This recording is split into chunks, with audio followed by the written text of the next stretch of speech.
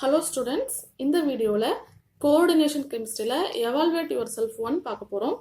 என்ன கொடுத்திருக்காங்க அப்படின்னா CrCl3 4H2O இது ஒரு காம்ப்ளெக்ஸ் கொடுத்திருக்காங்க. அந்த காம்ப்ளெக்ஸை வந்து AgNO3 கூட ரியாக்ட் பண்றாங்க. ரியாக்ட் பண்ணும்போது என்ன கிடைக்குது அப்படின்னா 1 மோல் AgCl கிடைக்குது. அதோடைய செகண்டரி வேலன்ஸ் என்ன, அதோட ஸ்ட்ரக்சரல் ஃபார்முலா என்ன, ஒரு மோல் AgCl ஃபார்ம் ஆயிருக்கணும் அப்படின்னா அதோடைய அவுட்டர் ஸ்பியர்ல ஒரே ஒரு குளோரின் ஆட்டம் மட்டும்தான் இருந்திருக்கும். அப்படி இருந்திருந்தா மட்டும்தான் வந்து ஒரு மோல் உருவாகிருக்கும்.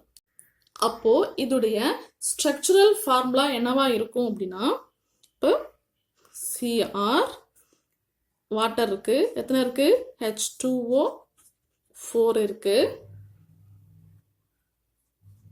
Cl எத்தனை இருக்கு, 3 இருக்கு, ஒரு Cl மட்டும் வெளியில இருக்கு. ஸோ மிச்சம் 2 Clலும் வந்து உள்ள இருக்கு. சரியா, இதை க்ளோஸ் பண்ணிட்டு மிச்சம் ஒரு Cl வெளியில இருக்கு. ஸோ இதோடைய ஸ்ட்ரக்சரல் ஃபார்முலாவை தான் இது. இப்படி இருந்ததுனால தான் வந்து தண்ணியில் கரையும் போது இங்கே மட்டும்தான் ஸ்ப்ளிட் ஆகி Ag ப்ளஸும் Cl மைனஸும் வந்து AgCl 1 மோல் ஆஃப் AgCl உருவாயிருக்க முடியும். அடுத்தது இதோடைய செகண்டரி வேலன்ஸ் என்ன? செகண்டரி வேலன்ஸ் அப்படிங்கிறது கோஆர்டினேஷன் நம்பர்.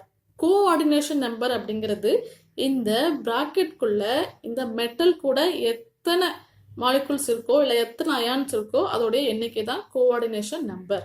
அப்போ இந்த குரோமியத்தோடைய செகண்டரி வேலன்ஸ் பார்க்கும்போது இங்க 4 H2O இருக்கு, பிளஸ் இங்க 2 குளோரின் இருக்கு. ஸோ அதோடைய செகண்டரி வேலன்ஸ் வந்து 6.